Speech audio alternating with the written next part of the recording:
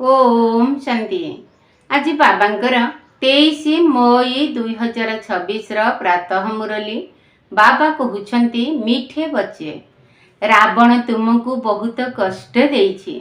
एबे तुमर कष्ट को दूर करिबा पई भक्त मानकर रक्षक भगवान आसीछंती। रावण तुमको बहुत कष्ट देइछि। एबे तुमर कष्ट को दूर करिबा पई भक्त मानकर रक्षक भगवान आसीछंती। प्रश्न, सुपुत्र संतान मानकर मुख्य दुईटी लक्षण सुनाओ। सुपुत्र संतान मानकर मुख्य दुईटी लक्षण सुनाओ। उत्तर, 1 सुसंतान माने सर्वदा माता पिता अर्थात ब्रह्मा सरस्वती को अनुसरण करी सिंहासनर अधिकारी हेबे, पुरुषार्थ रे लागी पड़िबे। 2 सेमानकर पितांक प्रति सच्चा स्नेह थिबो। सच्चा स्नेह थिबा पिला माने सर्वदा श्रीमत रे चलिबे। जदि भितरे सत्यता नाही तेबे बाबांक स्मृति रे रही परिबे नाही। गीत, भोलानाथ से निराला कोई और नहीं। ओम शांति। मधुर संतान माने एही भक्ति मार्गर गीत सुनिले भक्त एही गीतर अर्थ को जानती नाही। तुमे भगवान को संतान होइछ। भगवान भक्त मानकर रक्षक अटंती। तुमे मध्य भक्त मानकर रक्षक अट। भक्त मानकर रक्षा करुछ। केउ विपत्ति पड़िछे जहा द्वारा भक्त रक्षा पाइबा पई भगवान को डाकुछंती। भक्त मानकु रावण द्वारा बहुत दुख मिलिछि। रावण संप्रदाय दुख रे पीड़ित होइछंती। तेणु भोलानाथंकु मने पकाउछंती। सिए हेउछंती रावण संप्रदाय, ये हेउछंती राम संप्रदाय। भक्त मानकु एहा जणा ही नाही जे आमर रक्षक किए। जदियो गायन करिथांती भोलानाथ रक्षक अटंती, किंतु किपरि रक्षा करंती एहा जानती नाही। तुमे पिला माने एबे जानुछ जे भोलानाथ शिव बाबा ही बिगिड़ी जाइथिबा कथा को ठीक करूछंती। दुनिया को तो एहा जणा नाही जे भगवान काहाकु कुहा जाए। जदि भगवान को परिचय थांता तेबे तांकर रचनार आदि मध्य अंत को मध्य जानी थांते। ना भगवान को जानिछंती ना रचनार परिचय अछि। तेणु एपरि मनुष्य संप्रदाय को अंध कुहा जाए। अन्य पटरे तुमे अछ जहाँ को दिव्य दृष्टि मिलिछि। तुमर नाम हेउछि ब्रह्मा कुमार कुमारी। बोर्ड उपरे नाम मध्य लेखा होइछि ब्रह्मा कुमारी ईश्वरीय विश्वविद्यालय। केवल ब्रह्मा कुमारी होई परिबे नाही। प्रजापिता ब्रह्मा अछंती ना। पितांक पाखरे पुओ एवं झियो उभय थांती। प्रजापिता ब्रह्मा कर ही एते ढेर संतान होई परिबे। तेबे बुझिबा दरकार ये बेहद्र पिता अटंती। एहा मध्य जानिछंती जे ब्रह्मा विष्णु शंकरंक रचयिता बाबा ही अटंती। शिव बाबा जहाँ को निराकार कुहा जाए, ये बेहद्र पिता होई गले। एहा मध्य जानिछ परम पिता परमात्मा ब्रह्मा को द्वारा रचना करुछंती। समस्त रचना एहांकर। सबु मनुष्य वास्तव रे शिव वंशी अटंती। एबे तुमे प्रजापिता ब्रह्मांकर संतान होइछ। एहा हेउछि नुआ रचना। परम पिता परमात्मा ब्रह्मा को द्वारा रचना करुछंती। तेणु तुमको ब्रह्मा कुमार ब्रह्मा कुमारी कुहा जाउछि। एते बेहद्र संतान अछंती तेबे निश्चय बेहद्र संपत्ति नेउथिबे। संतान माने जानिछंती आम ब्रह्मा कुमार कुमारी मानकु शिव बाबा पोष्य रूपे ग्रहण करिछंती। शिव बाबा कहउछंती तुमे मोर संतान अट। तुमे आत्मा माने मध्य निराकार थिल, किंतु ज्ञान तो साकार रे दरकार ना। तुमे जानिछ आमे आदि सनातन देवी देवता धर्मर थिलु। एइठी ब्रह्मा को द्वारा रचना हेउछि। शिव जयंती मध्य एइठी पालन करा जाउछि। एही मगध देश रे ही जन्म नेइछंती। बाबा कहउछंती एही देश बहुत पवित्र स्वर्ग थिला। एबे एहाकु नरक मगध देश बोली कुहा जाउछि। पुणी स्वर्ग हेबार अछि। तुम्भ मानक बुद्धि रे अछि शिव बाबा आमको पुनर्बार राजयोग शिखाई पवित्र करुछंती। गायन मध्य करंती।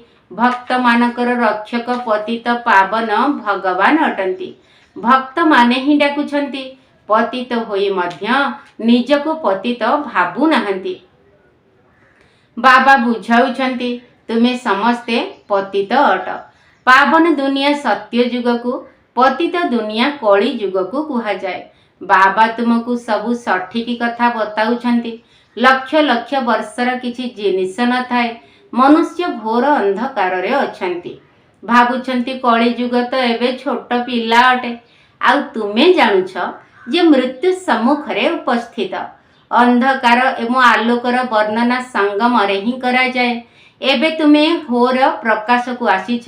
ତୁମେ ସତ୍ୟ ଯୁଗରେ ଏହି ବର୍ଣ୍ଣନା କରିପାରିବ ନାହିଁ। ଏହି ଜ୍ଞାନ ସେଠାରେ ରହିବ ନାହିଁ। ଏହି ସମୟରେ ବାବା ବସି ସନ୍ତାନମାନଙ୍କୁ ବୁଝାଉଛନ୍ତି, ତୁମେ ସତ୍ୟ ଯୁଗରେ ସୂର୍ଯ୍ୟବଂଶୀ କୁଳର ଥିଲ, ପୁଣି ଅନ୍ତ ସମୟରେ ଆସି ଶୂଦ୍ରବଂଶୀ କୁଳର ହୋଇଛ, ପୁଣି ଏବେ ବ୍ରାହ୍ମଣ ବଂଶୀ ହୋଇଛ। ଏବେ ତୁମେ ହେଉଛ ସର୍ବୋତ୍ତମ ବ୍ରାହ୍ମଣ କୁଳର। ତୁମେ ହେଉଛ ସର୍ବୋଚ୍ଚ। ଏହା ଈଶ୍ୱରୀୟ କୂଳ ଅଟେ ନା? ବାବାଙ୍କ ପାଖକୁ ଆସିଲେ ବାବା ପଚାରନ୍ତି, କାହା ପାଖକୁ ଆସିଛ? ତେବେ କହନ୍ତି, ପିତାଙ୍କ ପାଖକୁ। ଦୁଇ ଜଣ ପିତା ଅଛନ୍ତି ନା? ଜଣେ ଲୌକିକ, ଅନ୍ୟ ଜଣେ ପାରଲୌକିକ। ସବୁ ଶାଳଗ୍ରାମଙ୍କର ପିତା ଏକ ଶିବ ଅଟନ୍ତି।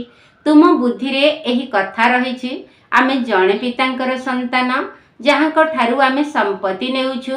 ନିରାକାର ବାବା ସମ୍ପତ୍ତି ତ ସାକାରଙ୍କ ଦ୍ୱାରା ହିଁ ଦେବେ ନା?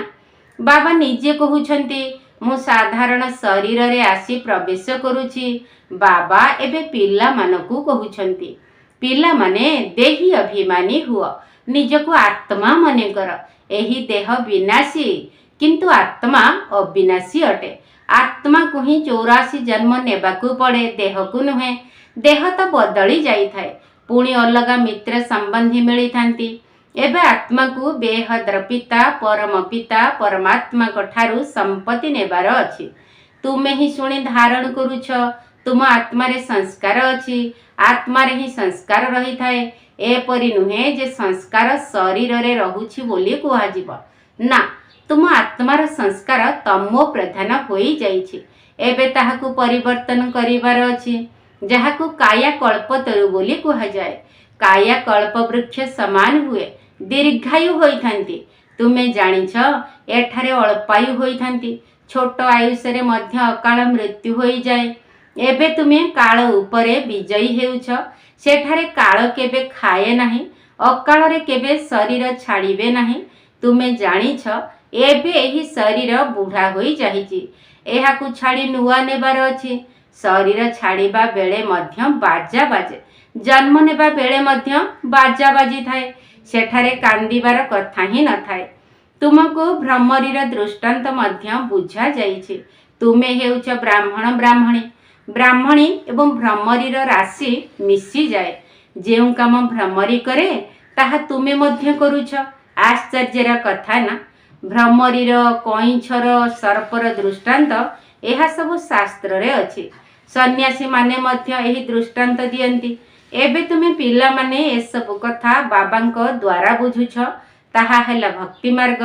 ବର୍ତ୍ତମାନ ଅତୀତର ଗାୟନ କରାଯାଉଛି, ଏହାର ପୁଣି ପରେ ଗାୟନ ହେବ। ଏହି ସମୟରେ ହିଁ ବାବା ଏହି ଶରୀରରେ ଆସୁଛନ୍ତି। ବ୍ରହ୍ମାଙ୍କୁ ଭଗବାନ କୁହାଯାଏ ନାହିଁ, ତେବେ ଏହା ପୁଣି ଅନ୍ଧଶ୍ରଦ୍ଧା ହୋଇଯିବ। ଏପରି ମନୁଷ୍ୟ ମଧ୍ୟ ଅଛନ୍ତି, ଯିଏ ରାମକୁ, କୃଷ୍ଣଙ୍କୁ ଭଗବାନ ବୋଲି ଭାବନ୍ତି। କୃଷ୍ଣ ରାମଙ୍କୁ ମଧ୍ୟ ସର୍ବବ୍ୟାପୀ କହୁଛନ୍ତି। କେହି କୃଷ୍ଣପନ୍ଥୀ, କେହି ରାଧେପନ୍ଥୀ ଥାନ୍ତି। ରାଧେପନ୍ଥୀ ବାଲା କହିବେ ସର୍ବତ୍ର ରାଧେ ହିଁ ରାଧେ ଅଛନ୍ତି। କୃଷ୍ଣପନ୍ଥୀ ବାଲା କହିବେ ଯେଉଁଠି ଦେଖ କୃଷ୍ଣ ହିଁ କୃଷ୍ଣ ଅଛନ୍ତି। ରାମପନ୍ଥୀ ରାମ ହିଁ ରାମ ଅଛନ୍ତି ବୋଲି କହିବେ। ଭାବନ୍ତି ଯେ ରାମ କୃଷ୍ଣଙ୍କ ଠାରୁ ବଡ଼, କାହିଁକି ନା ରାମକୁ ତ୍ରେତା ଯୁଗରେ ଏବଂ କୃଷ୍ଣକୁ ଦ୍ୱାପର ଯୁଗରେ ଦେଖାଇଛନ୍ତି। କେତେ ଅଜ୍ଞାନ ଅଟେ! ଏବେ ବାବା ତୁମ୍ଭମାନଙ୍କୁ ବୁଝାଉଛନ୍ତି, କେତେ ଢେର ବ୍ରହ୍ମା କୁମାର କୁମାରୀ ଅଛନ୍ତି। ତେବେ ନିଶ୍ଚୟ ବେହଦର ପିତା ମଧ୍ୟ ଥିବେ। ତୁମେ କାହାକୁ ମଧ୍ୟ ପଚାରି ପାରିବ, କେବେ ପ୍ରଜାପିତା ବ୍ରହ୍ମାଙ୍କର ନାମ ଶୁଣିଛ? ବାବା ସ୍ୱର୍ଗର ରଚନା କରୁଛନ୍ତି। ଗାୟନ ମଧ୍ୟ କରାଯାଏ। ବ୍ରହ୍ମାଙ୍କ ଦ୍ୱାରା ବ୍ରାହ୍ମଣଙ୍କର ରଚନା ହେଉଛି। ଯେ ପର୍ଯ୍ୟନ୍ତ ତୁମେ ବ୍ରହ୍ମାଙ୍କର ମୁଖ ବଂଶାବଳୀ ହୋଇନାହଁ, ସେ ପର୍ଯ୍ୟନ୍ତ ଦାଦାଙ୍କ ଠାରୁ ସମ୍ପତ୍ତି ନେଇପାରିବ ନାହିଁ। ବେହଦର ସନ୍ତାନମାନେ ବେହଦର ସମ୍ପତ୍ତି ବାବାଙ୍କ ଠାରୁ ନେଉଛନ୍ତି। ଆଗରୁ ନିଶ୍ଚୟ ନେଇଥିଲେ, ନିଶ୍ଚୟ ସ୍ୱର୍ଗବାସୀ ହୋଇଥିଲେ, ଏବେ ନର୍କବାସୀ ହୋଇ ଯାଇଛନ୍ତି। एबे पुणी प्रजापिता ब्रह्मा द्वारा परमपिता परमात्मा विष्णुपुरी अर्थात स्वर्ग रचना करुछंती। केते सहज अटे? शिव बाबा पचारुछंती, तुम पाखरे एही ज्ञान पूर्वरु थिला? ब्रह्मा को आत्मा ही कहूछि, मो पाखरे एही ज्ञान नथिला। मु मध्य विष्णु को पूजारी थिली। जी पूज्य थिले से माने एबे आसी पूजारी होइछंती। एबे पुणी बाबा आसी पूजारी रु पूज्य देवता करुछंती। तुमे माने मन भितरे बहुत खुशी हेबा उचित जे वर्तमान परमपिता परमात्मा पुनः आसी आमको पोष्य रूपे ग्रहण करिछंती। मनुष्य मनुष्य को पोष्य करि थांती ना। बहुत मनुष्य अछंती जहाँकर निजर संतान नथांती, तेणु पोष्य करि थांती।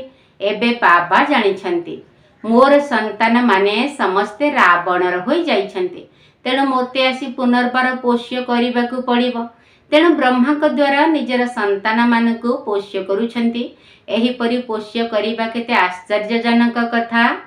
तुमे ही जानिछ जे शिव बाबा आमको ब्रह्मा द्वारा पोष्य करिछंती। शिव बाबा कहउछंती, मु तुम्भ मानकू बेहद सुखर संपत्ति देबा पई पोष्य करिछि।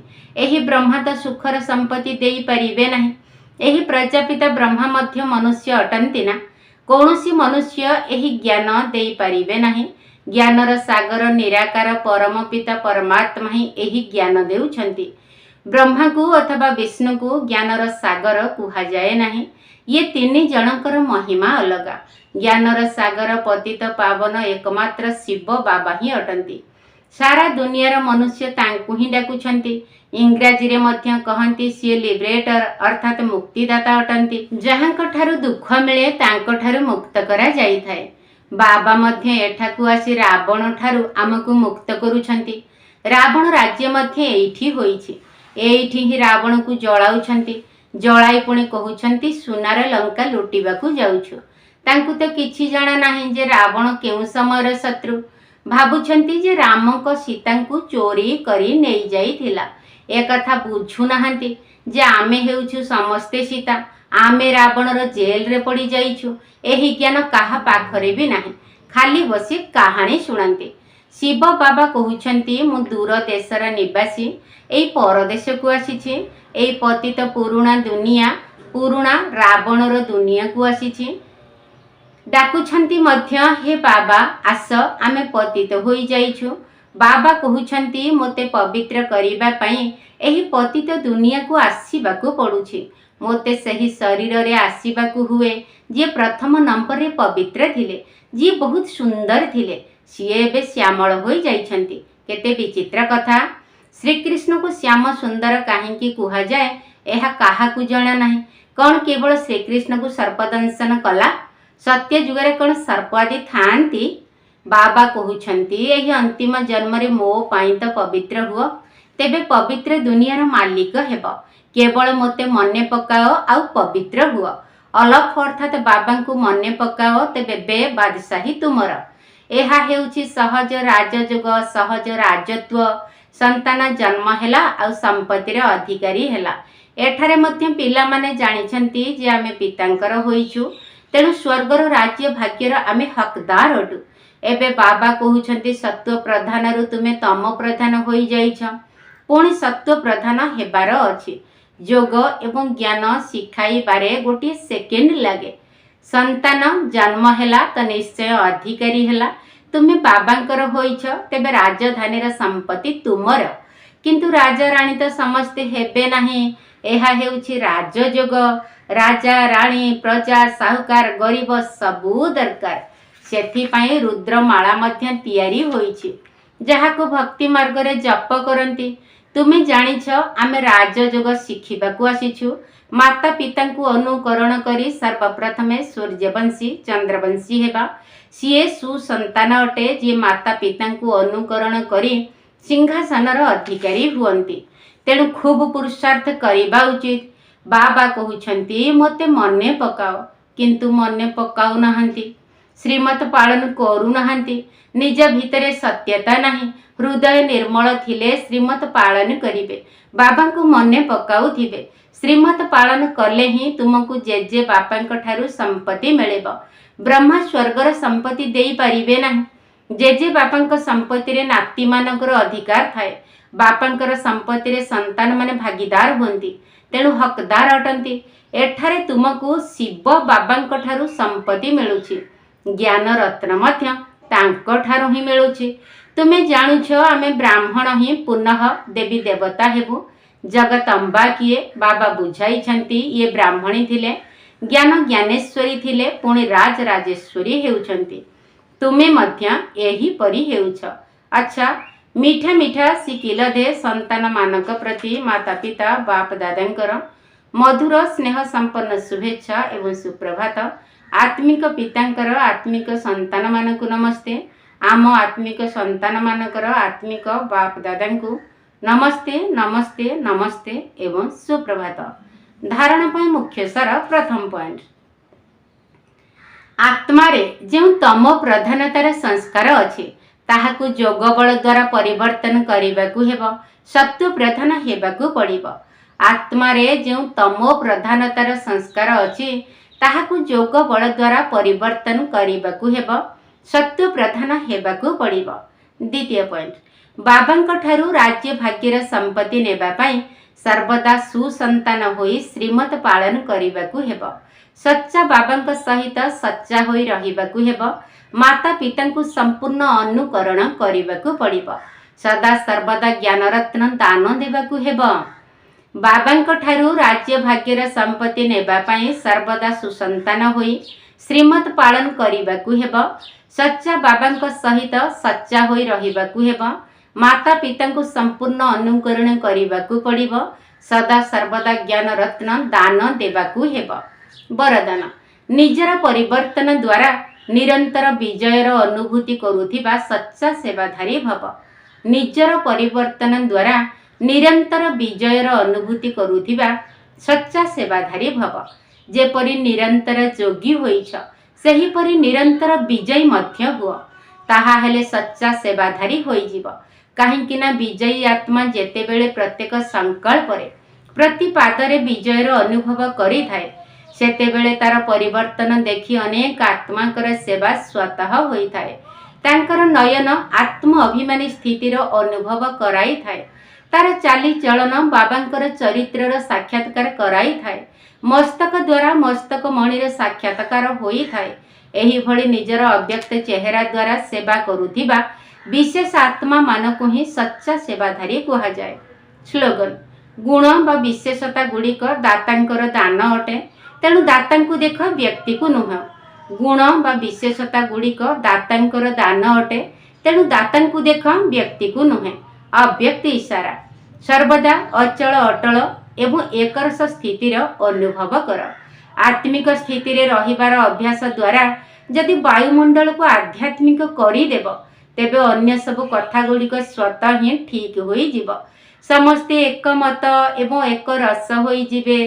तापरे माया मध्य आसीब नाही, काहींकिना वायुमंडल शक्तिशाली होई जिवो। वायुमंडल को शक्तिशाली करिबा पई जोगर कार्यक्रम रख एवं निजर उन्नति पई परस्पर भितरे ज्ञानर वार्तालापर क्लास रख। स्नेह मिलन कर, धारणार क्लास कराओ, ताहा हेले सफलता मिली जिवो। अच्छा, ओम शांति। एई दुनिया रे मन न लगाओ, एत श्मशान हेब एबे जानी थाओ। एई दुनिया रे मन न लगाओ, एत श्मशान हेब एबे जानी थाओ।